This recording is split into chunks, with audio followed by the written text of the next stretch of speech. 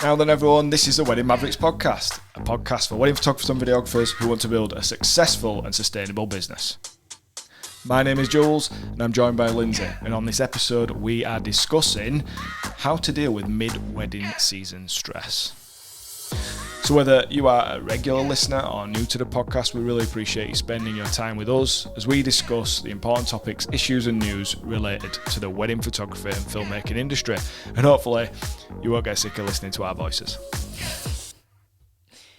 So, how is everyone doing? Let me guess. Okay, you're knackered. You've got a huge backlog. We've just come through the busiest part of the year. Hopefully, though, you're not feeling completely fed up of it all and thinking that this is just not for you. Believe us, it is completely normal to go through these phases in your business, especially at this time of year. It's been quite a while now since we recorded a podcast because we've been knackered and we've got a huge backlog. So really, we need to start thinking about, or we have consciously been thinking about, how do you manage balancing running your wedding photography and videography business alongside your personal and family life, especially when things get as busy as these last few months have been. Yeah. We wanted to discuss today the practicalities of sort of managing your time, your motivation levels and your own well-being, which is super important, particularly when things get as busy as, like we said, these last few months have been. It can result in real burnout for you and some real pinch points in those months. So let's just take a step back for a moment. Let's just kind of explain ourselves, if you like. Yeah. What's happened to the podcast then, Jules, last couple of months? Well, to put it, a little bit of context, we're recording this in the middle of September. And I think the last time we recorded a podcast or put one out was back in July. So it's almost been a couple of months. And just to kind of context, we started this podcast. I started doing a podcast a couple of years ago in the middle of the pandemic and did it for a few episodes, and then things started getting busy again, and I kind of realised the format of interviewing people every week was a bit difficult. So we started it back up, didn't we? Yeah. And we actually, at the start of this year, and we actually managed an entire 6 months. So we did 26 episodes, 6 months exactly of weekly episodes.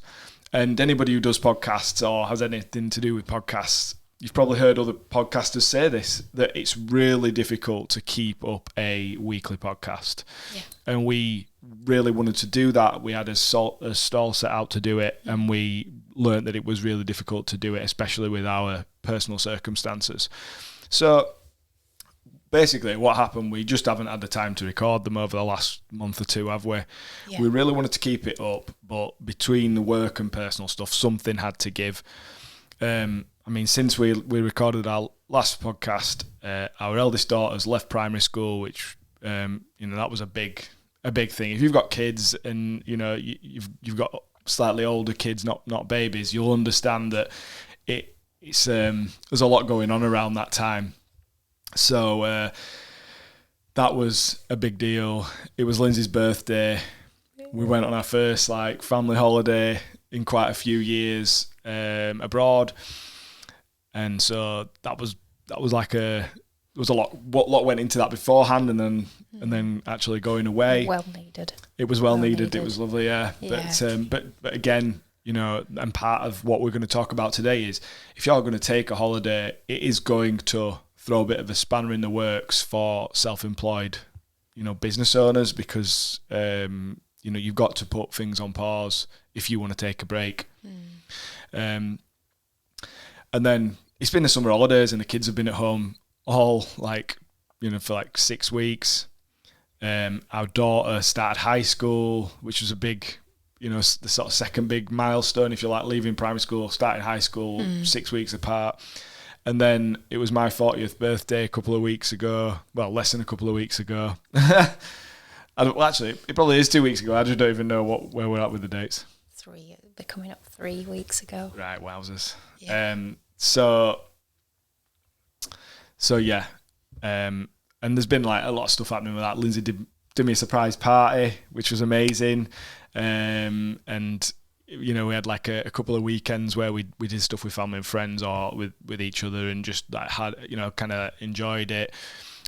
Took a few rare days off. I mean, I can't remember taking days off since we started this. You know, like 5-6 years ago, I don't remember a day off as such. I've always done something. Yeah. But I did not pick the laptop up for a couple of days around my birthday, mainly because I was hungover. And then it's just been super busy.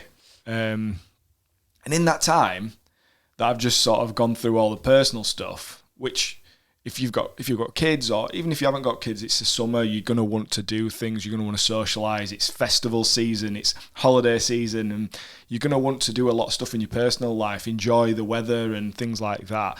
So you're going to find it difficult. And then alongside all that, we had a huge chunk of weddings, and we've been like working on some commercial work as well, and we've got deadlines for that approaching. So the whole life thing just took over, and that's why the podcast took a back seat. Yeah. That's the whole premise, isn't it, for what we're talking about today, because that's going to be the same. You might not have a podcast, but you've got business to run and you've got a life to live. And it was difficult, wasn't it? It got to, I think the first week that we hadn't recorded one was the week that we were away on holiday, but you brought a little bit of kit with us that we were going to do it.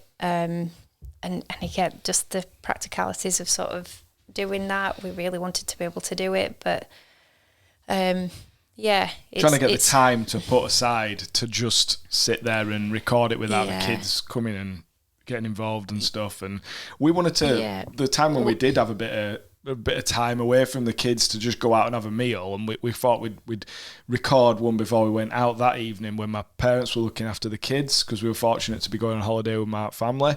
And we just ended up, well, you took your time getting ready and I just sat by the pool drinking. So I think as far, for some reason I lost my voice, didn't I? Oh yeah, you lost it. So I had this cough, and so everyone's worried that Lindsay's got COVID and we'll come on holiday, and just lost my voice. And I think that's why, because he'd said, right, we're going to do this tonight, and then yeah.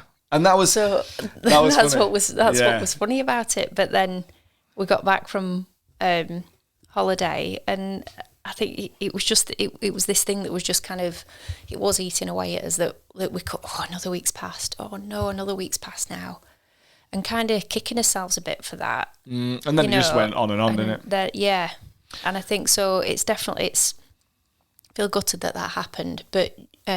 To the same end, from a personal perspective, we really did need that time away to just reset with the kids and kind of be present with them and have that time with family. And, we kind of kept saying to ourselves, a lot of things are kind of changing in terms of, just what the bills might be costing this time next year. Life could kind of look quite different in terms of what sort of available disposable income have we got, and so we're going to make the most of this. Like you say, it was a bit of a milestone thing for Beth starting at high school, and so we just really wanted to kind of make that special. So, professionally, I'm quite gutted that we couldn't kind of keep up that momentum that we'd built, like you've said, over that 6 months. But then again, when I think back on it, I think actually no. If the holiday was the start point of us just losing that momentum and not being able to continue that, I'm okay with that, because I'm really pleased that we put that time into and that's our going to family, be, if you like. That's got to be a big focus. So when we're talking about what we're talking about today, with the sort of stress around this time of the year for wedding photographers and videographers, you've got to really put some emphasis on your social life, your personal life. And that's really key. If you don't take anything else away from this conversation, it's really important that you realise that, you can't get that time back. And so if there's important things, milestones, you won't be able to get that back. You can always work on your business later. Your business isn't going to go under because you took a few weeks away from hammering it. You know what I mean? You're always going to be doing a bit of work. And I can't, like I say, we've not taken proper days off for weeks, for years. But it's really important that you do protect those important milestones and things in your life. Yeah, because it overlaps into other aspects, and I know we're going to talk about like things like your well-being, and then thinking about you know, having that kind of healthy frame of mind that's going to enable you to stay motivated, be able to perform in your business, to be able to make sure that you are running things in a sustainable way, in a manageable way for yourself. Yeah, because that's what we always talk about, isn't it? We always talk about successful, and success can, a successful business can look like whatever success is to you. That doesn't have to be financial. It doesn't have to be, you know, notoriety and other people recognizing your work. It could just be that you can make enough money to live your life in the way that you want to live it. So if you've got no commitments and you can travel the world and do lots of traveling and then just shoot weddings, you know, here and there to kind of fund that, and that's your success, that's your goal, that's brilliant. If you just need enough money, like, you know, pretty much like we do, we need to make enough money so that we can both do this full time, and then we hopefully will get to a point where we've got the nice balance. Still working on it. You know, for some people it will be you want to make hundreds of thousands of pounds a year and you want to have the nicest things. Whatever your goal is, it's about it being a success for you, but it's also about it being sustainable, because there's no point if you can't keep it up. You know, here one day, gone the next. There's plenty of people do that in this industry. It's basically full of that, because people will bust their ass and realise they just can't keep it going. Which brings us nicely on to what we're going to talk about now. So we've had this perfect storm at this time of year. You know, the winter's quiet, the summer's busy as fuck, and we're now in that place where we've had the perfect storm of summer holidays, school holidays, whatever your situation is. It's been super busy. How do you stop yourself from feeling overwhelmed? So I think it's, sorry, just to interrupt you there. I think it's worth noting as well that, you know, this summer particularly could have been a real grueler for people, because let's not forget that you're going to be dealing with, and again, we're just talking about within the UK here, it's a seasonal thing very much so, isn't it? That's not to say that people don't get married at other times in the year, but it's safe to kind of say that in those in those summer months, that's the busiest time of year. So you'll have felt that with your bookings. What you won't have been thinking about if you were looking at your bookings for 22, and this was 2 years ago, 1 year ago, add on the top of that postponements. Yeah, we're still dealing with the COVID, you know, backlogs, and you know, hopefully this will be the last year when that is, you know, as significant as it is. But I know that we've got one or two postponements still for 2023. Fortunately, we don't have what we had this year was a load where people had already paid us in full. And we've talked to a bunch of other photographers and filmmakers through the summer, and they've been saying exactly the same thing. So many people have already been paid at the start of COVID for some of the work that they were doing this year. That's 2 years later, more than 2 years later. I mean, that's crazy, isn't it? And when you've built your whole business and your finances and you plan around that, and then the only way to kind of supplement it is to do more weddings than you actually intended to do. And that's been what's happened to us. That's been what's happened to so many of you.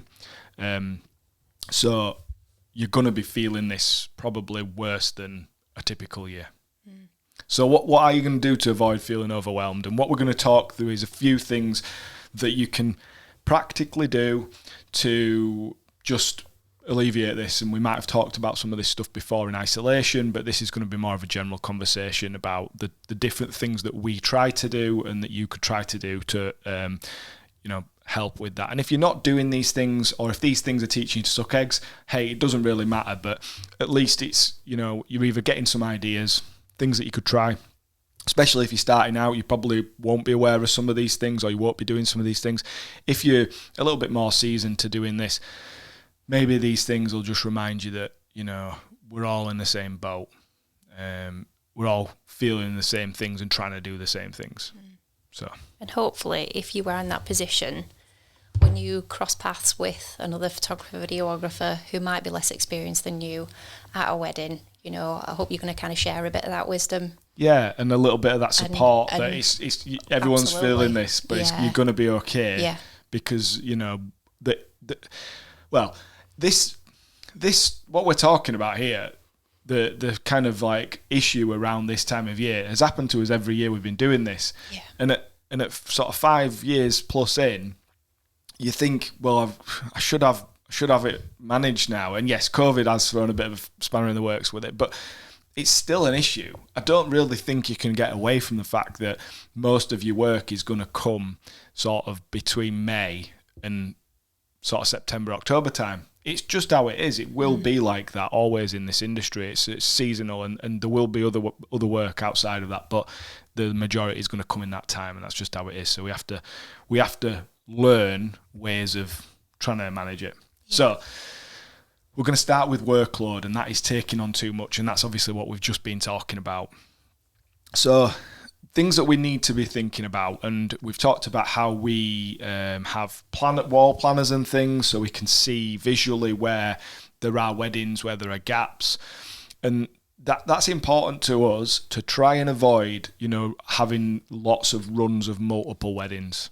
So you can't just completely avoid this, and you definitely can't avoid it when it comes to the backlog stuff. But, you want to try actively to look at if you've got 2 in a row and then 3 in a row, or like we've had some 4s in a row this year. Yeah, we got through it. You graft and you bust it. But ideally, those things are going to take it out of you. Yeah. Not just because of how physically demanding doing, multiple days of weddings in a row is. That's one thing.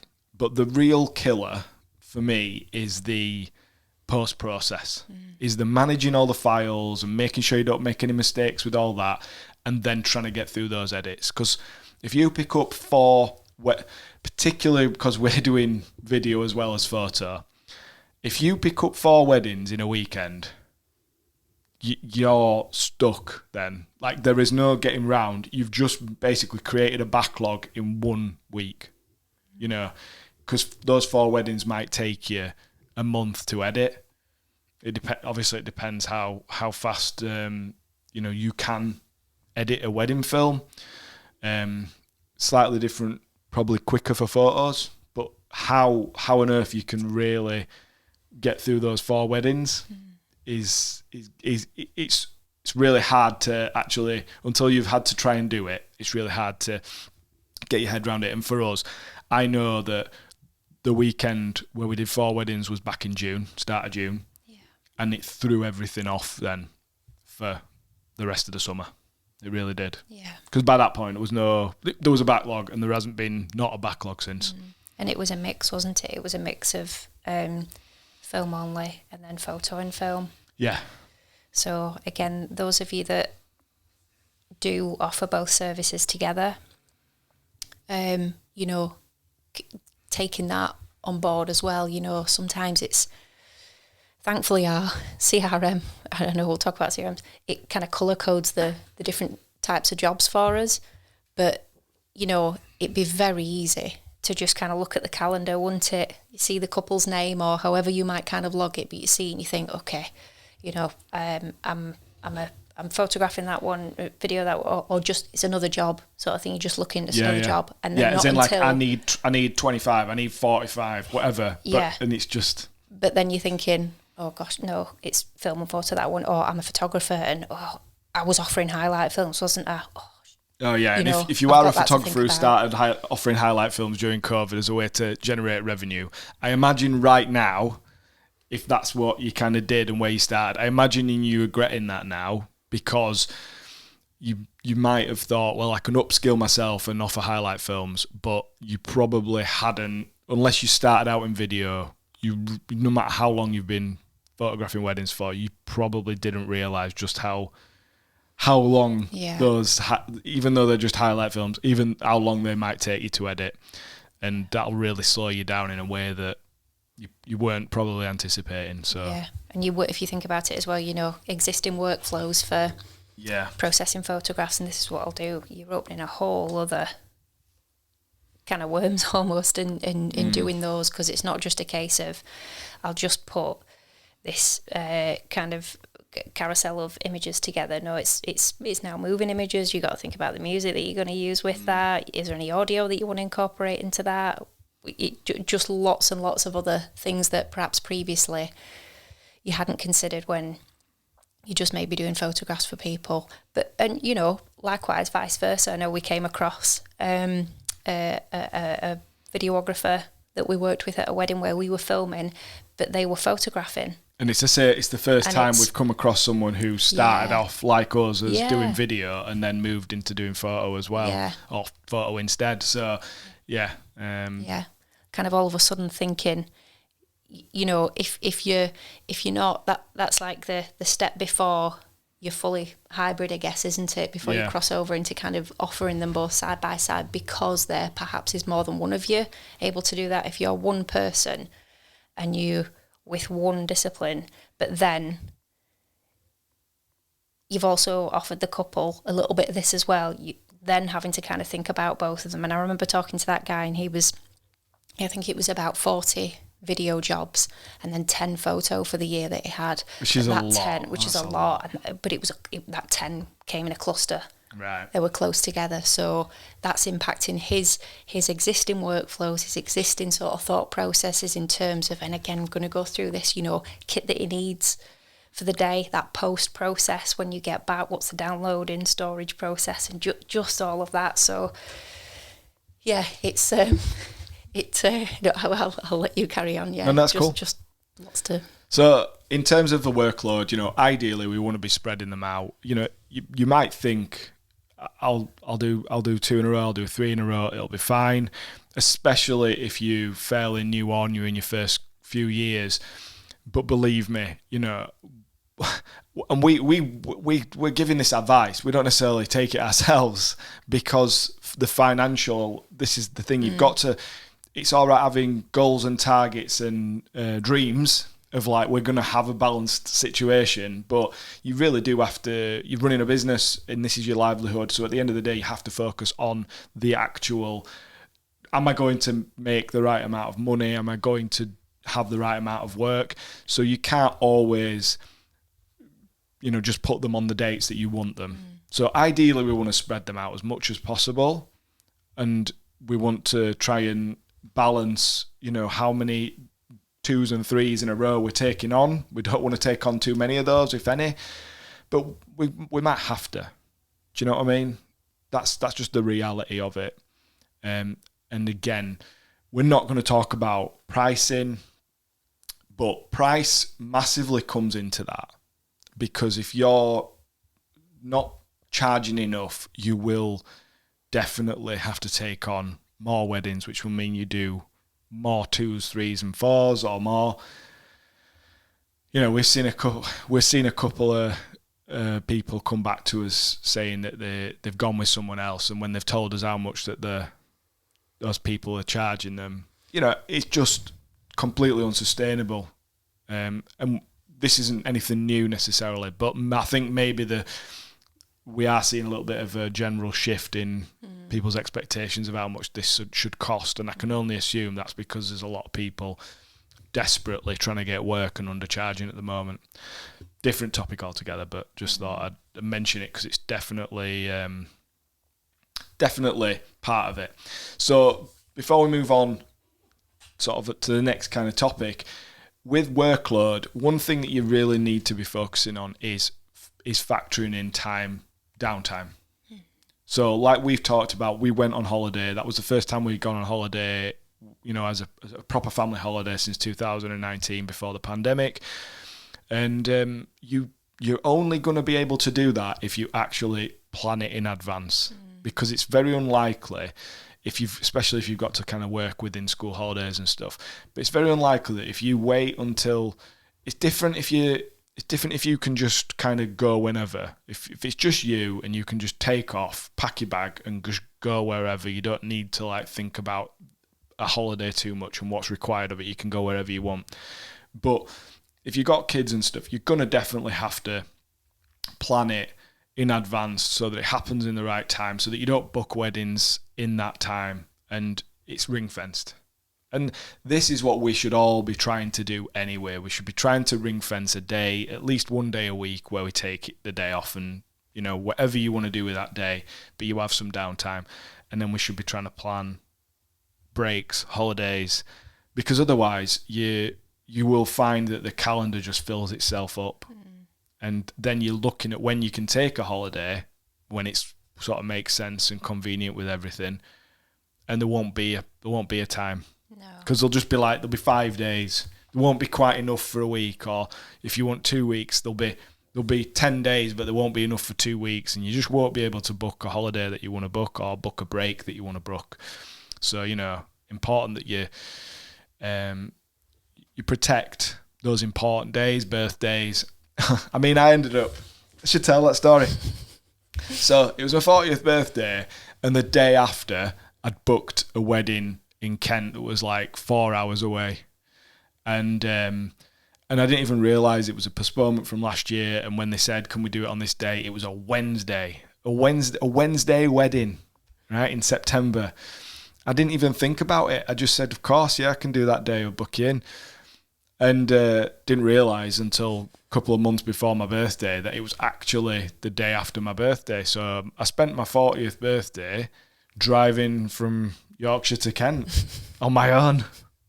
And then it was a travel lodge and a burger. A burger at the travel lodge was my birthday tea. Woohoo! Party for one. But there you go. So I don't know. You could argue with the fact that one was a postponement. I don't know. Would you consciously book an event like that normally on your birthday? No. You know, I don't know. But yeah, but that's where it was. See that, you know, which made it real easy for planning your party. I'm sure you wouldn't have done it on a Tuesday anyway. You never know. Okay, so next thing that we'll think about is when all this is going on around you, you're right in the midst of it all. How on earth do you keep things ticking over? How can you keep your business running? So, you know, you've got to survive, haven't you? You've got to try to keep going in these busy periods. And in order to do that, it means that you've got to consider, you know, what things could you divert time towards that are essential, and what things really could you sort of take a look at within your business that are maybe less so. And so you're not so much like in the early part of this year. So when we started this podcast together, we started off back in January with, let's have a look at our goals for the year. What do we want our targets to be? Let's get some action plans together to kind of keep us accountable for what we're going to do. That's really looking at the broader aspects of your business. So in times like this, perhaps your focus, you know, well, you can't possibly kind of keep that broad vision, that broad kind of perspective of what you're looking at in terms of your business activities. You can't maintain that. It's like that's more of a strategic Yeah. kind of function, isn't it? Yeah, but I would say, you know, things that are kind of sort of a little bit more manageable are things such as marketing. Yeah, and you need to keep marketing. Yeah, absolutely. Because although in the day-to-day, it's exactly that. You're thinking about day-to-day, what business activities do I need to keep on top of? What client communications do I need to keep on top of? What things have I got coming up over the next kind of days, few weeks ahead? What edits have I got? That's what you need to keep an eye on most certainly. But when it comes to your marketing, you've still got to have an eye on the future. You've still got to have an eye on, okay, I'm in the middle of all of this at the moment, but actually, what am I learning as I'm going through this? Do I still want to be doing this time next year and the year after and the year after? And if the answer is yes to that, then you need to be actively thinking about, how am I going to achieve that? Because you can't just shut up shop for May to September or whatever your busy period is in terms of that work going on in the background. Okay, so maybe you're not posting as regularly on social media. I have to hold my hands up and say, absolutely, over the summer period, that's really fallen by the wayside, okay? But there's other things that you can be doing. And so Jules will still be running some ads on social media. So the kind of frequency, you know, and there might be tools that people are using that have meant that they are easily able to, you know, if you're kind of stacking up what your social posts are going to be and you have them scheduled because you're using different tools for that, then hats off to you if you were able to kind of keep that going over this busy period. But if it's something that you're doing on more of a day-to-day sort of business or on more sort of shorter term stints of posting there, but you haven't been able to keep up with that, that's okay. But, you know, that's all right. Your business won't fail because of that. But you just still got to actively be thinking, if I can't maintain that day to day, what can I still be doing to keep an interest in my business, to keep it in front of people's eyes, to keep people thinking about their wedding next year or the year after? Yeah. And just to chip in very briefly on the ad thing, I'm not going to go into it in depth, but we haven't been posting on social media organically, and we're not telling you that's a good idea. You should keep posting, even if it's just once a week. You should try and keep some kind of keep things relevant, keep things fresh, so that people think when they look at your social media or they look at your website or wherever it is that they're coming to look at you, that this person is updating things. However, if you find that you've not been able to keep on top of your social media, but what I'll do is I'll run ads, and the ads for us are very successful. It means that we don't need to be posting on social media as regularly as a lot of other people do, but we're still getting the equivalent of more than one inquiry every single day. So that's the reality, and that's they're coming from a mixture of places. But when we're running Instagram ads, that is like turning on and off a tap. So just to keep those inquiries coming in, to keep things moving forward, to keep hopefully bookings coming in for those future weddings, to keep the business going forward without doing any effort really. We it's costing us, but we're building that into our business plan. We're building that into the kind of budget, and for relatively not that expensive spend, you can keep that going. So if you find that you're struggling to do organic social media posts, which, to be honest, let's be honest, the reach isn't what it was at all. No. So if you're not spending money on marketing, you really need to be. That would be my advice. Mm-hmm. Mm-hmm. Okay. So what else can we do? What other things could we do then, just to kind of help us keep things ticking over in this busy period? Marketing then, one of them. We talked very briefly about a CRM, and that's something that we've really raved about in previous podcasts. And I'm sure there are plenty of you out there that would be using. We use something called Studio Ninja. We absolutely love it. We're not in any way affiliated with them or sponsored by them, but that's something that has just been a godsend for us, and using that to be able to just keep an eye, and it can just be a few minutes a day, helping you keep an eye on the day-to-day sort of interaction, communication that's needed with your clients, information that you need about jobs that are coming up for you, when payments are due, when they might have slipped into being overdue. Even things like, little little chinks in the system, if you like, of, you know, people that use a CRM will know about different workflows and things like that. But, you know, is there kind of been a little error in something there? Has somebody been sent an email that shouldn't have by that? Is there a bit of text that's within those that's no longer relevant? You kind of need to update that.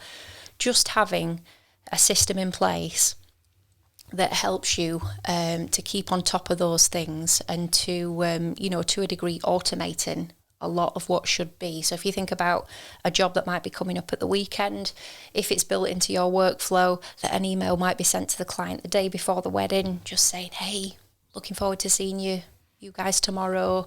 You know, here's my number again. If there's anything you need to let me know today or that I can help with, here's my number just to let you know. That's not actively something you need to think about the day before the wedding, because you'll physically be prepping your kit for that. Yeah, and what if you've got but it's 3 weddings on the bounce, and you could do without having to worry about that kind of communication. You just want it to happen, don't you? Just want it to happen, yeah. So something like, if you haven't already considered a CRM, there are a number of them out there. As I've said, please consider that, because the time management, the time savings rather, that can be had massively just from outweigh the massively, cost. And the kind of efficiency, and it just presents you in such a professional way to your clients. So have a look if you haven't already. Please, it's well worth having a look into those. As I mentioned, we use one called Studio Ninja, which I'm sure lots and lots of people will be aware of. Not affiliated, but what you will find in the description of this podcast is just a code that's in there. So if you did want to take a look at that and sign up to it, there'll be a referral discount that's on there. Cool. Love Studio Ninja. General things that can help you day to day. Now, again, this ain't groundbreaking stuff, but I think it's really easy to actually forget all this, especially when things are busy. Everyone knows what they should be doing, but it's, you know, I know from me personally, the way that I might deal with times of stress or being too busy is I will forget everything that I want to do, like exercise and diet, goes out the window, and I love my chicken wraps, my staple meal. I love pasta. So rather than, you know, watching what I eat and mixing it up a little bit, plenty of sort of fresh vegetables and, you know, varying it and sort of like not too heavy carby, calorific meals, I will just eat what I want and, you know, a few beers and blah, blah, blah. It's not good. So it's really, really important. Some of the most effective ways of keeping yourself in good shape, I think, is hydration. Huge. Like, I think that is the number one key. Like, we have bottles of water, don't we? And we just try and drink regularly through the day. If you're not doing that, we're not telling you, you know, we're not fitness gurus, but what I'm going to say is I find whenever I'm dehydrated, that's when I'm tired, that's when I'm not very productive. I generally feel like shit. If I'm hydrated, I can do, everything else can be mediocre. That's what I've found. Eating health, sorry, go on. Yeah, no, sorry, I was going to say, everybody knows the wedding hangover. Yeah, and the wedding hangover, we understand now. If you've heard the term wedding hangover and you feel like shit the day after a wedding, and you haven't realised that it's all to do with hydration, like it literally is, you could do, you know, nothing else is really going on there apart from the fact that you didn't drink enough. And that's it, basically. So, hydration, eating healthy, daily exercise. Now, even if that's just a walk and getting some fresh air, just need to be moving, need to be doing something. Turn the heat off, please. Just having, you know, just a break, but doing it in a way where you're moving and you're hopefully getting some fresh air. Regular breaks in terms of away from the computer screen, away from what you're doing. Absolutely, you know, you just need, every hour or two, you just need 5 or 10 minutes. Hopefully that just happens because you need to go to the toilet or whatever, and you just have a little break, you get a drink or whatever. But really important. And sleep. I mean, I struggle with my sleep, big style. And I know that sometimes what I do is I just go with it. If I wake up and it's really early or it's the middle of the night and I know I'm not going to get back to sleep, and I'm not kind of recommending this or condoning this, but I've come to learn that there's a point where I know I'm not going back to sleep. So I will just get up and get on. And hopefully, even if it's like 3, 4 o'clock in the morning and I just get up and get on, I get some work done, I get my day done, and then hopefully I feel tired of that night. That's just something I do, but I know how important sleep is to me. And everyone's body is different and people need different amounts of sleep, but I think sleep is one of the most important things that you need to be on top of, especially when you're stressed and busy, because you might find it more difficult to sleep, and so you have to put a little bit more effort into whatever it is that helps you create an environment where you can fall asleep and get a good night's sleep. You know, again, I've noticed that if I have alcohol, I don't sleep as well now. So I'm actually trying to not drink just for the reason of it messes with my sleep, which then messes with my days. So, you know, these are like, again, we're not fitness gurus and we're not teaching you to suck eggs, telling you how to live. We're just giving you these things are like key when you're stressed out, because you're probably going to do the opposite and not do these things. Yeah. It's like, you're so conscious, there's so much going on, isn't there? Gosh, because like you've just said, there's kind of the dietary aspect, there's hydration, which goes into every day, but then how you kind of nourish, hydrate yourself on an actual wedding day, so when you're active and you're doing it. But in the background all the while, particularly over such a busy period of time, it's what's going on up here as well, or that kind of mental load of what you're thinking about. You're consciously thinking about deadlines in so much as, and I say this for you, and whether any of you can kind of relate to this, but so we will send after someone's wedding, we'll send them an email which will explain, contract says 6 months, however we aim to deliver within 10 weeks, and just every day to day with you can see that it just eats away at you. It's been this many weeks. Okay, I need to get this done. And if I can get through this and I can get that one done by the weekend, then I can deliver this and then I can turn that around and I can do that and I can fit that in. Those cogs are constantly turning. So you talk about the evenings when you're not able to sleep.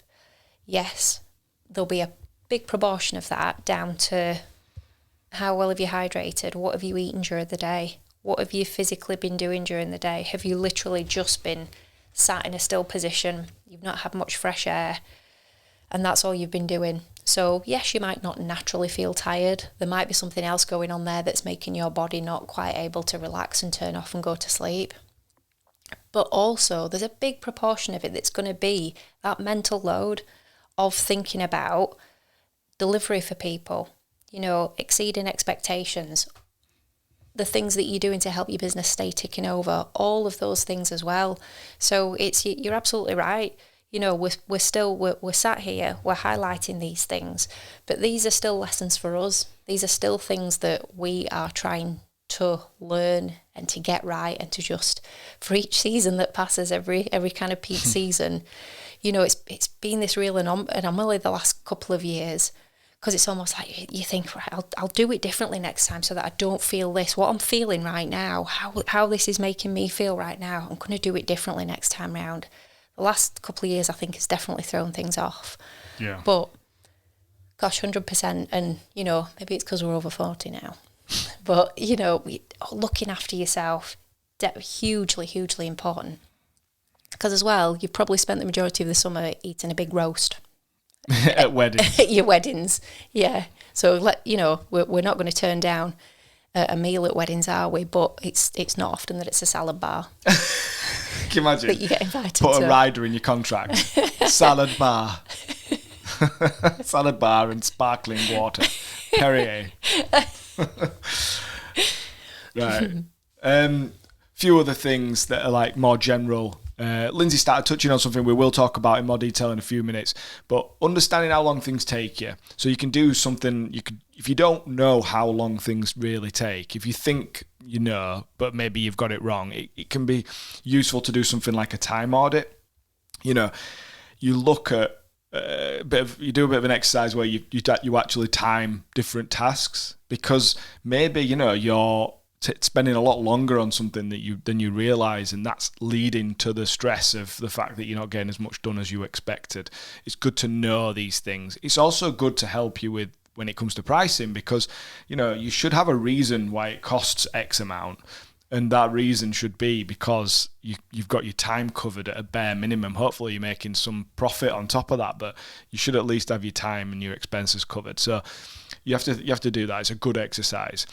Focus and prioritize. So, you know, think about every day, what's the most important thing you've got to do that day? Now, if you're filming, it's going to be filming a wedding, or if you're photographing, it's going to be photographing a wedding. You know, that's what you've got to do. But if you're editing and you know that you've got to get an edit done, then that's what's the most important thing, and you've got to do that. If it's some admin tasks, you do that. If it's doing something with your family, you do that. You know, focus on what it is that's really important to you that day, right? Which basically brings us on to avoid multitasking.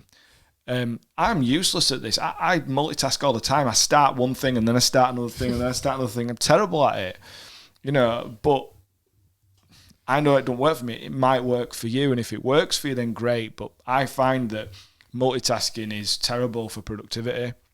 I think it's better to have a list and work through it. Sometimes as well, you might prioritize tasks that you know you can do very quickly to start with. Then you feel like you've achieved something, and then you go on to the more complex time sapping tasks later on. Distractions. I'm terrible. You know, I'll have my phone next to me or in my pocket, and I'll just keep pulling it out every kind of like 20 minutes or something. You know, it's almost like a mini break. I need to stop that. I need to stop scrolling on the Facebook groups and it's notifications as well. Yeah, notifications for everything, and I'm terrible. I'll say it. My watch. Yeah, you're always looking at your watch now. Yeah, particularly because, you know, Apple Fitness Siri wants to kick my ass and say, you know, your activity's down from this time yesterday, Lindsay. Get a move on. All right. You know, you did more yesterday, sort of thing. But you know, I would say in one respect that's good for me, because I place a lot of emphasis on you know, fitness, and kind of I feel like I need that to kickstart my day and get me set up for the day. Yeah. And if I don't do it in the morning, I feel really, like this morning, fell back to sleep after the alarm. I feel really disappointed in myself. Yeah. So then I'm not as productive through the day, and I'm distracted every time it reminds me. Which, what Lindsay just said about the timings of things. So maybe a daily schedule is something that's useful. Something that we're trying to kind of develop and stick to at the moment is a kind of weekly, daily schedule. So now the kids are back at school and we're trying to get back into some kind of routine, but we're also trying to find more productive ways of doing things and stick to a particular diet and things like that. Make sure we involve exercise, make sure we involve family time every week. We're trying to basically structure our days so that we know we're going to do this in the morning and this in the afternoon, and we're going to do this on this day. So for instance, we're going to record the podcast on a particular day, and then we're going to other days will be for client communication, other days will be for editing, and you've got to block this stuff down. And that's kind of a good way of making sure that you've got some structure to your life, because if you went to a job, you would have that structure, because somebody would give it to you, someone would tell you what to do. And because we're all like self-employed and we have this free spirit, if you like, it's very easy to flitter about and not get things done. And that's basically what people call I can't say it, but that word. Procrastination. Procrastination. And, you know, that's what that basically is where you just flitter about and you just don't really get on with anything, because you can. Another, like, to wrap it up, is I like to set my brain in the morning. Like, I get a shower in the morning, and that's usually where I'll think all the things that need thinking about, and sort of like get them square away in my head, so that then when I get to working, I'm not thinking about all those extra things, all those like, oh, I wish I was doing this, or I wish I could get that done. I've thought about them things and said, right, I can't worry about them today. Today I'm going to get on with this. And that sort of helps me. It could be shower in the morning. It could be, you might like to meditate or something. It could be part of that process. You might just go for like a walk or a run in the morning. And you kind of think those things through and during that time. Helps you be more focused. Yeah. So we're going to now just go quickly through the things that you actually could do in terms of like planning and prep, shooting, and then post-process or post-wedding to help you. And we're not going to like go on over these things too much. We're just going to like go through them very quickly. These are things that we try to do and that might help you as well. Yeah. Okay. So you mentioned planning and prep there.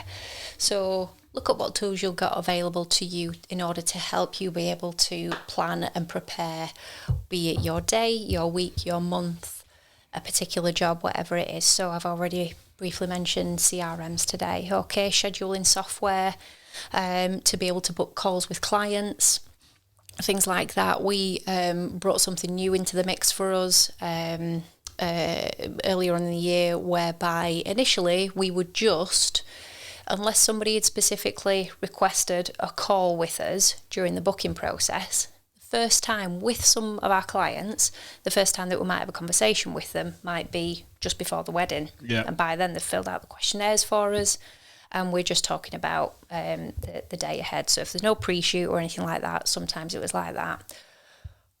We'd started using Calendly earlier on in the year, and on our initial response to someone's inquiry, we include that on there.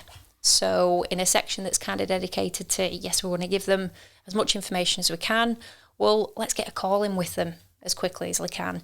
Yes, part of that is not to be a sleazy car salesman or salesperson, but, to kind of, we want to kind of engage with that person, interact with them at an earlier opportunity.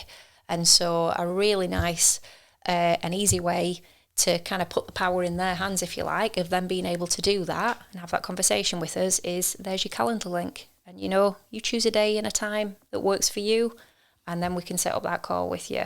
So little things like this. But similarly, we can then block that out as a time. So we have specific times / days where it suits us, and we can group those together. Yeah. So maybe like 1 or 2 evenings a week and 1 day a week, we will take those calls. Yeah. Whether that's the initial kind of consultation, you've contacted us and you're inquiring, or whether it's the planning your wedding kind of the month before the wedding.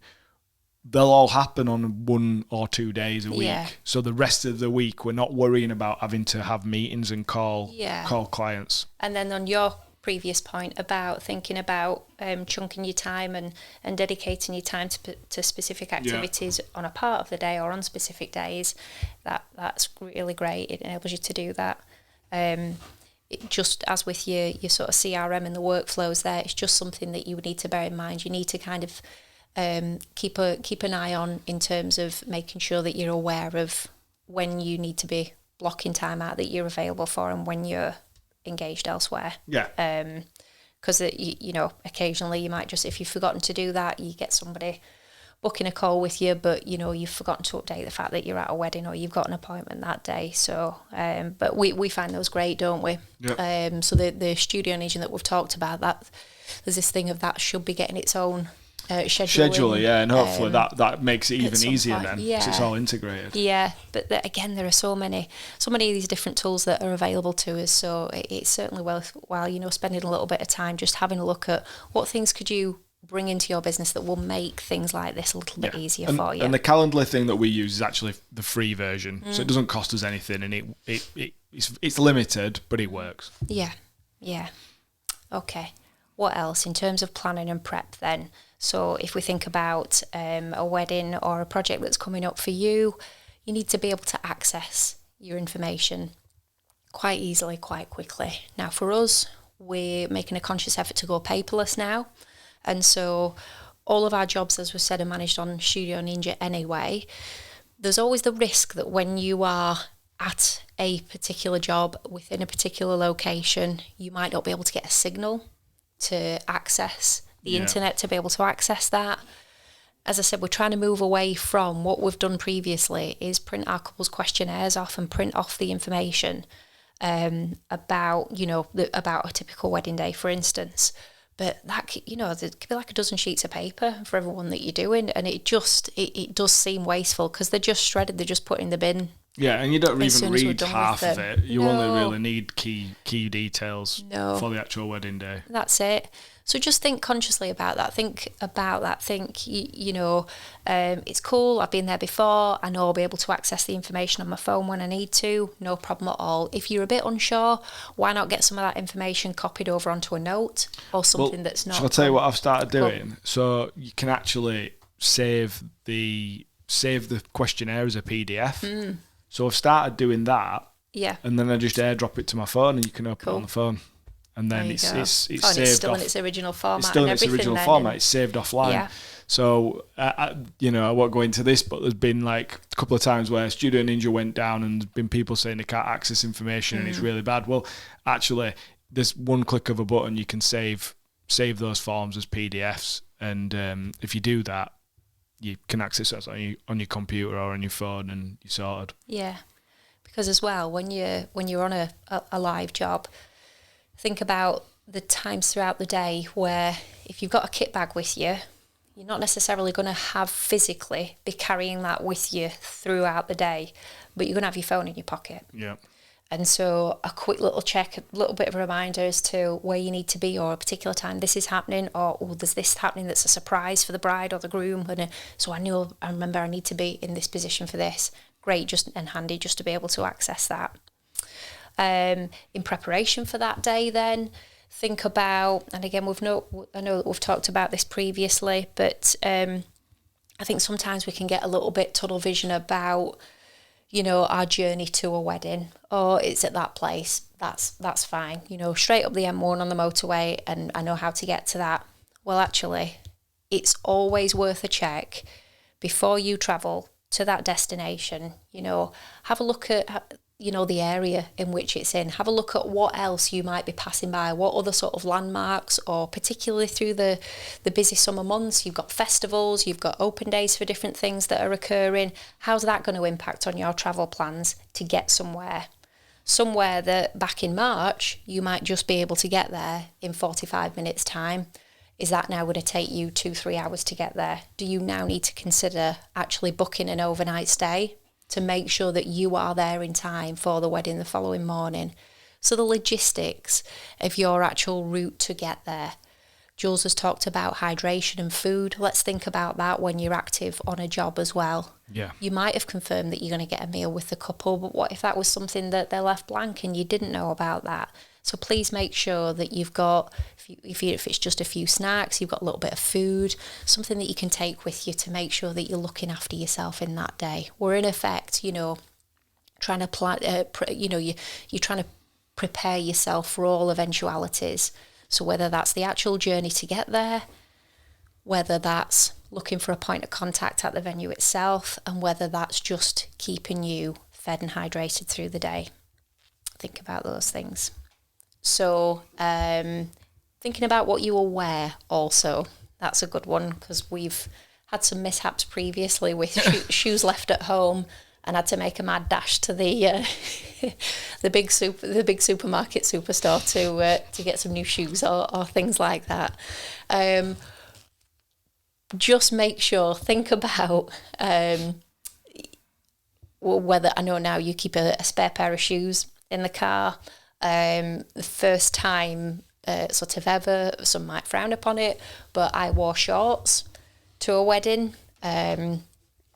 Right in the middle of August, it was like heat wave weekend, and I decided to wear shorts, but I packed a pair of trousers in the car just in case. Just in case everyone took piss. Pretty much. Yeah, in case the comments started going, where's she going? Sort of dressed like, not that they were smart. I did look smart in them, I have to Okay. say. But Disclaimer. it was just disclaimer, yeah. But, you know, I packed a pair of trousers for all I know. You know, you don't know what's going to happen with the weather always. So again, just think of how you can best be prepared for getting shoes or inclement weather, things like that. Yeah. You know, waterproof in the car or something, you know, even just a brolly. 9 times out of 10, the venues that you go to nowadays are going to have brollies. So if you happen to venture outside with your couples, just in case they don't have one with you, perhaps in your bag or in the boot of the car that you could offer to them. That certainly goes a long way. What else? So preparation for busy shooting days. So if you've got that long weekend of jobs that you might be going to, really for your own kind of sanity and just for the kind of efficiency of the process of moving from one day or transitioning from one day to the next, get your bags packed and prepared before that first day. But then for the most part, keep them that way so that you get into a process of when you arrive home, you've got your cards to think about, you've got your batteries, you might want to have a quick little look at your lenses, just make sure that they're clear and that sensors are okay. That's great. But the bags themselves, think about minimal equipment, but think about maybe some of the challenges that you face with some of the venues. So you're going to want to make sure you've got lighting, flash, things like that. But keep it there in the bags and just so that as you go from one day to another, you're having to do the minimum and all you're having to think about. Because don't forget, you know, your mind's going to be going at 100 miles an hour. You're thinking about safeguarding the footage or the images that you've just captured that day. But then you've got to very quickly think about, right, who's the couple tomorrow? Where am I tomorrow? What do I need to prepare for them? What, you know, is there anything that's secret or is a surprise for anybody that I need to be on my toes and thinking about for that also tomorrow? Well, if you don't have to think about packing a bag from scratch, that's just a great thing that's going to help you more quickly and more easily prepare for that next day. Yeah. To just add a little context to that, you know, in years gone by, we would, I would, because I do most of the gear stuff, and I would approach each wedding as a new wedding, and I would think about what I needed to take for that wedding, and what you realise over time is, and you do you get more stuff, so you've got more equipment, and you realise that minimal's better, and you also realise that I might not use some of this stuff, but you never know when you might need it. So we got to a point where instead of thinking about what we need for each wedding and then packing it individually, just literally have the same setup every single time. Bags are packed. We have everything in like a couple of bags, like literally everything we could possibly need for both photo or video, and then we just put everything in the car. And the only thing that comes out of those bags at the end of the day is the cameras, take the batteries out, charge the batteries, take the cards out, download the cards go back in. Once I know everything's backed up, format, batteries back in, good to go. And that's it. For the whole summer, that's all that ever happens. You know, we're just doing weddings. If we do a different type of job, do a commercial job, might need to change that a little bit, but for just doing weddings, that's all we do. Mm-hmm. Which brings us nicely onto shooting. So when you're feeling the pressure, you need to be focusing on not on like the most creative, amazing, you're going to break new ground. You've got to think about not making mistakes. That's the reality of it. Doesn't mean that you don't go to these weddings and they're not like shit hot portfolio pieces because you've dropped on the amazing couple, an amazing location, and it's been a great wedding and you've shot it really well. It doesn't mean that. It means that if you're going with the attitude of like, right, I'm going to do this, right, don't do that. Just focus on not making mistakes. Focus on getting the basics right. Because when you're in this phase of the year, especially like well into it, you know, God knows how many weddings you might have shot, and you really just need to be like making sure you capture it and you capture it in a solid way. So we kind of have a way of organising our wedding days, and it doesn't mean that we're just replicating the same thing, because we're not. We really do try to personalise what we do. That's our approach. but we just develop a process for shooting different parts of the day. You know, there's an order of things, and we communicate with the clients to make sure that we understand what that order is, and that it's not going, if it is going to be different to normal, because there is a fairly standard setup for a wedding, we're aware of that and we're ready for it. It's not a surprise, because that will throw you. That's when you make mistakes, when you weren't expecting it. And you try to just basically get into a flow that means you capture the day efficiently. You know, so we've talked about packing the bags and how things don't come out. Well, you know, if you know what lens you're going to use at this point, and you know what camera you're going to use, you know how many cameras you're going to use. Just to take an example of filming a ceremony, for instance. Don't try new things at this point in the year. Save that for a quieter time, okay? If you've got something that's working, don't just go, I'm going to try this new mic, I'm going to try this new lens, I'm going to put the camera in a different location. Don't do that. Have your way of doing it and just stick to the plan. Yeah, it always kind of goes a little bit off, you know, how it should be whenever you think, I'm going to try this today, right? Whereas when you just go, this is where this camera goes, and this is the lens that'll be on it because it's getting my wide shot, and this is where I'm gonna stand with this one because I'm getting this is gonna be my main shot, and then we're gonna have a rear shot, and then we're gonna put this mic on this person, this mic on this person, this mic on this person. Just do it like that, efficient, and it'll go better. Mm-hmm. It really will. It sounds obvious, but it's I think especially in your first 3 years, you just try stuff sometimes because you think, ooh, I think this will make it better. Don't do that at this point in the year. No, like you've said, solid. Just stick to solid, and the good stuff will come. On the back of that, you know, keep things to minimal. So it might be we at one point we sold a load earlier this year, but at one point we had like 15 lenses. I just bought different lenses thinking, this is the one that's going to make amazing images. Or I really need this one because I want to be able to do it. No, Joe, you didn't. What you needed was like 3 lenses, one on each camera, and that's it. You know, so I very rarely now will use different, like, you know, we've thinned them down and we've sold some, but as well, sometimes I'll switch between the zooms that I typically will use, and I'll put the primes on, and then I always regret it. Always regret it after.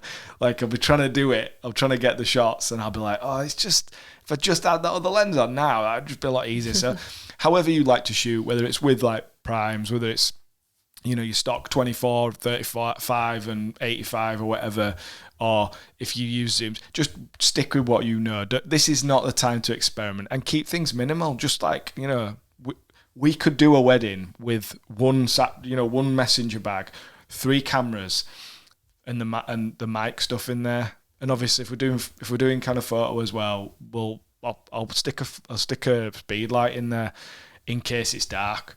Literally, that's all you really need, and obviously tripods and stuff. So next thing, shooting, be clear about timings, and this kind of goes back a little bit to kind of talk about the flow of the day. But yeah, you really want to be clear about your timings. But what I mean by that is not necessarily when's this happening, when's the ceremony, when's this happening, blah blah blah.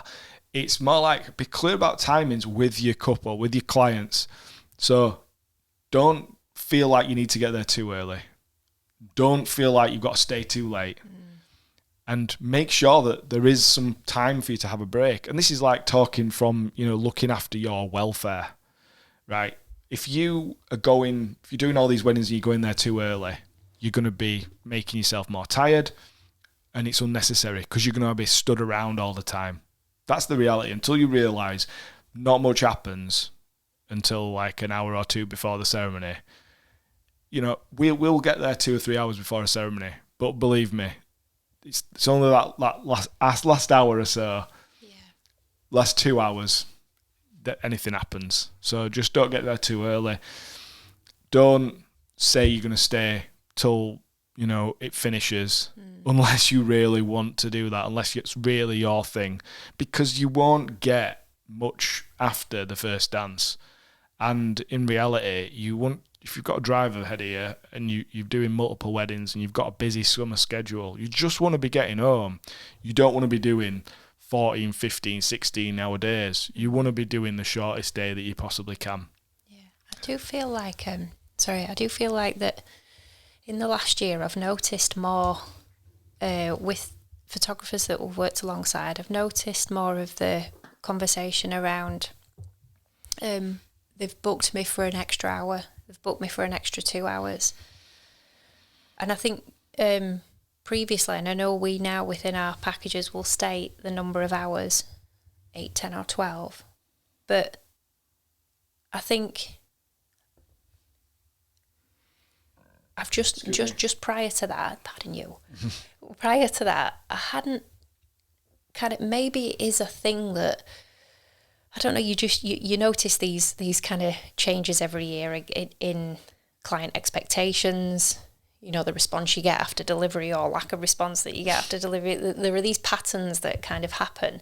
And I'm just wondering if I don't know, has it always been like that you need to kind of stipulate a number of hours that you're there for, or a part of the evening that you will naturally just kind of call quits on it? But just for me, in the past 12 months, I've noticed more and more of them saying, standard package is this, but they've booked me for an extra hour. Yeah. I think that it's different approaches. We always used to say all day is around this long, but we never had we come at this time and we leave at this time, and maybe that can lead to being taken advantage of or some miscommunication at times. So we have started to stipulate with time. But even if you don't do that, what's really important is when you're having that final conversation with the couple before the wedding, is that you say, this is what time we will need to start to be able to do our job, to be able to get what we need. And this is what time we will look to leave. So you're setting expectations before the wedding day, and then you're not bricking it about going and saying bye after first dance and stuff. In fact, sometimes it's just better to pick your moment, go for that evening portrait shoot as the sun's setting or whatever, before the first dance, depending on the time of year, and use that opportunity, if it is before the first dance, to say after first dance I'll stay for a couple of songs and then I'll be gone. Yeah, but I won't come and bother you because I know you're going to enjoy it. So you say your goodbyes then, and it just takes it all out, takes all the awkwardness and stuff out of the equation, and just stops you from stressing out. And it knows that you're going to then get on the road and get yourself home and get on with the next one, because that's the thing for you. That wedding's just their day, and I think couples just think, well, I need you to capture this, but you know best. If you've been doing this a while, you know what you're going to get or what you're not going to get. And if you like to stay till the end, that's absolutely fine. You'll get some amazing drunken party shots, I imagine, but that's not everybody's style or everyone's approach. So, and I like as well, just one other thing on that, I like as well when you kind of, if we've been filming and there's a photographer, you've built up a rapport working with them during the day, and I like it then when you kind of go as a pair. Yeah, it makes more sense. It makes more sense. It kind of just shows a little bit of sort of unity, and I think in a way as well, sort of just reassures, if they weren't already reassured, but just reassures and reaffirms in the couple's mind that, this was a team. They didn't know one another at the start of the day, but actually they've worked together seamlessly, and it's been really great. And I've found the more that's happened, that's a nice note to kind of leave them with. It leaves them with a positive impression. Yeah. Yeah. Okay, we'll jump forward onto post-process stuff now. So most importantly is, we've just been talking about this, is the communication. Okay, so we're talking about communicating before the wedding and saying what time you're going to start and finish so that you're setting expectations, but you really need to set expectations around delivery of images or films. So whether you do a little preview, whether you do a little trailer, and you do that, you deliver those, quite close after the wedding, or, if you just deliver everything together, you just need to be really clear about what you're delivering to people. And you need to do this in writing. So from like a package or a quote or a contract perspective, but you also need to, because people don't read that shit, you really need to reiterate that verbally when you are communicating in person. So we do that in different steps. They'll know about it before the wedding. We'll explain to them before in the call that we have with them before the wedding about delivery. We'll also then send them emails after the wedding, which are very, the day after the wedding, we send an email which tells them exactly what's going to happen next.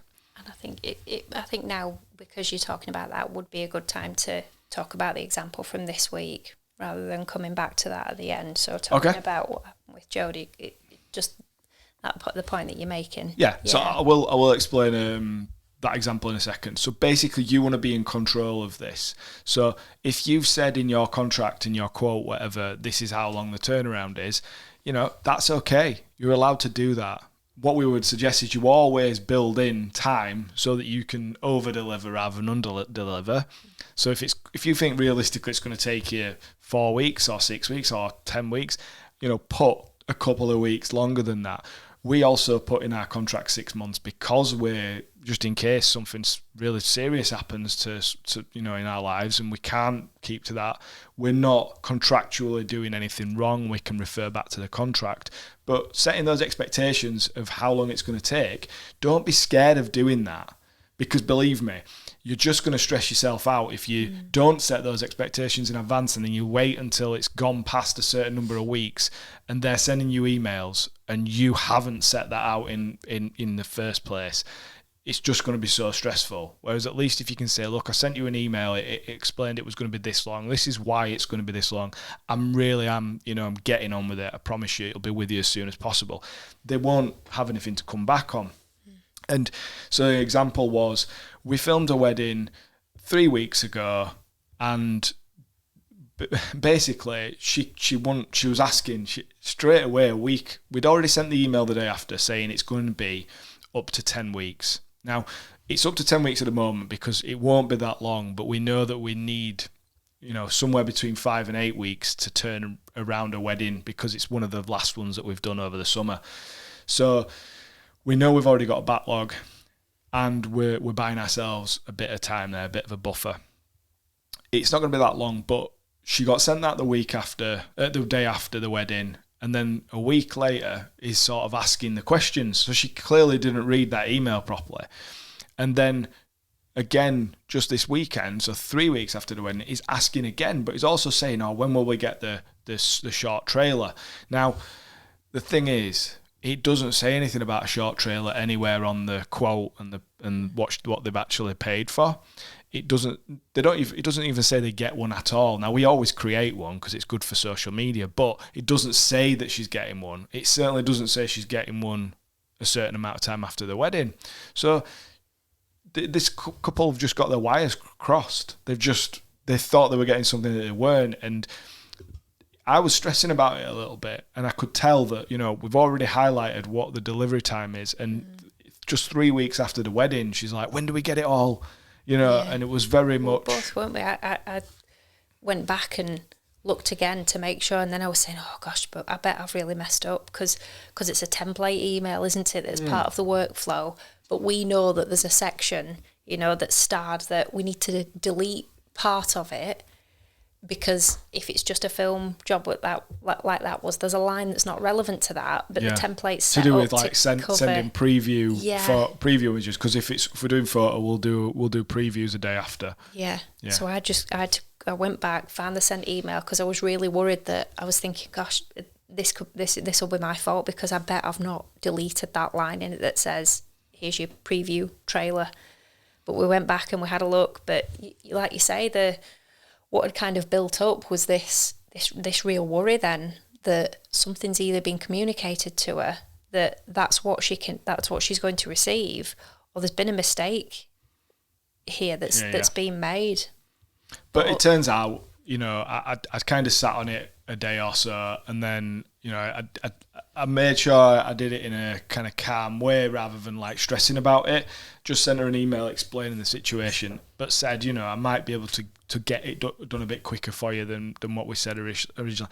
And she was absolutely fine. Yeah. And it just shows that you've just got to be really kind of, friendly and cool with the communication, but you just got to be direct and you've got to stick to what it is that you're doing, because now we've been doing this for a few years. I can say that every year when this happens and it gets a bit of a backlog, it's the number one thing that you do not want those emails coming into your inbox asking where stuff is, and you always worry about how you're going to respond, because even if you're in the right and even if you're thinking they don't get it, they don't get that I'm weeks away from even touching their files. They're so giddy from it still, aren't they? And you know what they end up sending is certainly not intended, I don't think, to make you feel stressed and worried and feel like rubbish, like you're letting someone down. But that's how it's received, isn't it? Definitely. But yeah, they're just coming at it from way up here in terms of excitement and giddiness and I just want to see something. And you need to recognise that, and that's what you need to communicate in your email back, or whatever you say back to them, whether it's an Instagram message or a phone call or whatever. You need to say, look, I know how excited you are. It was such a cool wedding, but you know, I have to work through the process, and there are several people waiting for theirs in front, and I have to do them in this chronological order because it has to be fair to everybody, you know. And they'll understand. They're just excited and giddy, aren't they? So that brings us on to a nice idea, which you can do a little edit list. So there's different ways people will do this, and you could do either, you could do both. But it's really helpful to actually visually put on a place where people can see where they are in the queue, because by seeing that there are other people waiting for their photos or films, they're going to get it then. Otherwise, they just think that you're not doing your job, because why aren't you just getting their photos or films done? Yeah. Very quickly reframes it for them, doesn't it? So then instead of going, where is it? I would, oh gosh, right. That's how many weddings they've done. There's 10 before us. Yeah. Right, no problem. And then what you might, I'm jumping in. Go on. You were going to say one of a couple of ways that you can do it. And so if one way in which is if you share that on social media, what you find you end up getting is a little heart like for that, or a little don't worry. Yeah, it then creates engagement, and as well, it's There's different reasons to put it on Instagram or social media. What we did last year, we haven't done it this year, but what we did last year was a web page. So a page on our website that you could direct people to, and it was part of the email. So the email that they got sent the day after the wedding was, we called it the story list because we're your story. And basically, they went so many. I can't even tell you how many people visit that webpage. Got one of the most visit. It was one of the most visited web pages we had, because people were literally checking it all the time. And obviously there was a little bit of work there because I had to keep updating it every time I've completed an edit, and I'd just I'd list all the weddings pretty much for the whole summer. So there was like 30 or 40 weddings on this thing, and I just changed the status. And sort of had a little in edit in progress, or delivered, or up next, or whatever. And believe me, we didn't get anybody ask where the wedding was last year. They all just waited, and some of them waiting for like 2 to 3 months by the end of it, and they were cool. So really, these sorts of communications, whether it's written down, verbal, setting expectations before, it is literally the most important thing you will do in your post-processing procedures, because you are relieving yourself of a lot of stress if you do that. So we'll move on to having systems for storing files, backups, edits. You need as little stress as possible. You don't want to be losing people's stuff, right? That's the thing there. You don't want to lose someone's wedding files. Never happened, has it? Although last year, when things were really busy, there were a couple of times where I misplaced files, and it was because we got to a point where all of the backup drives, bear in mind, we're storing stuff on multiple drives, so we have an backup file. We back up the files on a RAID, so we've got 2 copies, and then we back it up somewhere else. But sometimes there was we were out of space for a few, because I was deleting ones that we'd already edited, and there wasn't enough space for the new ones yet. And it was so I was having to put things in places I wouldn't normally put them to back them up. And it just got a little bit complicated. And there were a couple of times where there were like some files that I hadn't downloaded to one set that I had to another set. And I got a bit stressed a couple of times. But it's really important that you have a process, you stick to it, and you know that it works.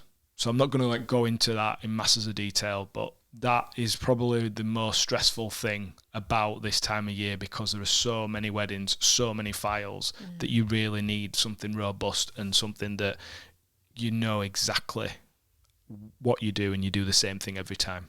Yeah.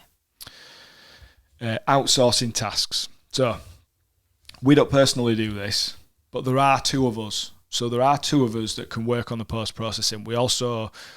my mum works with us, so she sometimes does certain tasks that she will take and help us with.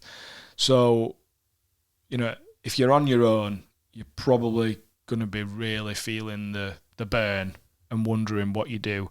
Now, I wouldn't say that this is a good time to just start outsourcing something, because that comes with its own stresses. But if you think about how you're feeling right now and you're thinking, I'm booking quite a lot of weddings for next summer, maybe in the quieter period, you look at outsourcing to freelance editors or, edit companies.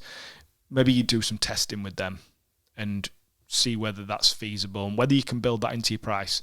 Because believe me, one of the biggest things you will find, and we don't actually do it, but that's because there's more than one of us. If you actually want to get ahead and you want to change things for the better, you're going to probably need to outsource some of your editing. More difficult with film, I think, than photo, because getting that style right is difficult, but definitely something to consider. Lots of photographers talking this year about the AI. They are, aren't they? Which is, a much more cost-effective option. Not something that we can talk personally about, but from what we've heard, it looks very promising. Setting goals. Breaking up tasks make you feel like you're achieving something. So with your edits, whether it's I'm gonna edit the up to the ceremony this morning, with your photos. I'm gonna edit up to the ceremony. I'm gonna take a break, and then I'm gonna crack on again. I've got a certain place I want to get to by a certain point when I pick the kids up, or by the time I make tea, or I go to the gym, whatever. So, do that. Do it with dates as well. So we have whiteboards and stuff and calendars, and we try to give ourselves dates for completion and delivery for weddings, and that way we feel like we're keeping on top of stuff. Yeah, making ourselves accountable then, aren't we? Making ourselves accountable, yeah. So what you've got to remember is this is, these are just wedding photos and films. This isn't life or death. And if you're going to get there, you're going to deliver, and that's cool. And you don't put it off. Just keep persevering and keep going. You know that you've got X amount done, and every time you do one, you tick it off, you're closer to the finish line. But you've got to keep going, and that's basically a good place to sort of wind it up, because it's all about just that resilience and perseverance, and you will get there. But don't worry about it. Nothing bad's going to happen if it takes a little bit longer. Yeah, and I think plenty. You've nicely just emphasised the importance of communication as well with people, and that's the thing. I think with all that you will currently be managing, that you've had to manage this year, whether you are starting out, whether you're kind of midterm in the game, if you like, that last year and this year, goodness me, with the regular number of bookings that you will have to take on, the complication that postponements have added into that, the pressure that you might have felt that you need to take on more jobs because, as we said, you've been paid for jobs previously. You might have even had cancellations that have meant that you've needed to take other things on. Okay, we are towards the back end of September now, 22. The hardest slog, I'm certain, will be out of the way in terms of the volume that you are doing week to week to week. So today was just about putting the spotlight on the fact that you've done that for this year. You've done the hardest yards in terms of physically being out there. Now it's about making sure that you look after yourself and you get through the backlog now, so that you make it through to that kind of autumn, winter. And yes, you will still have projects and weddings that you will be working on. But actually, you know, in those latter months of the year, we get the opportunity to just kind of catch up with ourselves a little bit again. And that's when we kind of revert back to, we talked about, don't look at the broader business activities, kind of keep it a bit narrower. What can you look at to just kind of keep things ticking over? You'll get back to that point where you can think a little broader and think about, I want my business to be sustainable again. So how am I going to do that, and how am I going to set goals and achieve those? But I think more than anything, massive pats on the back for yourselves. You should do that. You should recognise how hard you will have been and are currently working. And if you do feel like throwing the towel in at all, please, this is where, you know, the more experienced videographers, photographers, this is where, as we said earlier on in the episode, share that knowledge, share that kind of reassurance. If you're working at a wedding or in a job with people and you can, you know that they're new to it, give them that reassurance. Let them know that there will be these peaks and troughs, but staying focused on the right things, looking after yourself, they will come through the other side of it. And that's what, you know, doing the podcast, that for us, that's what was part of what was important for us in getting back to do this, because it is kind of about this community of us that do this. You know, we want to help one another, you know, make improvements, but we want to see one another enjoy these businesses, you know, enjoy our businesses being long lasting. So yeah, keep doing what you're doing, you know, and well done for getting through this far into the year. Okay, so I hope you found this episode helpful. If so, please rate and review us wherever you listen to your podcasts, and share the podcast with people who you think might find it helpful. Shout out to Dan Williams Films on Instagram, who gave us some love this week after discovering the podcast. Thanks for that, mate. As usual, if you have any comments, opinions, topic suggestions, give us a DM on Instagram. We're at Wedding Mavericks. We're also on YouTube, Wedding Mavericks. And we've got a website as well. We'll go into more of that in detail over the next few weeks. But for now, have a great week. Take care. And we will see you again next week. See ya.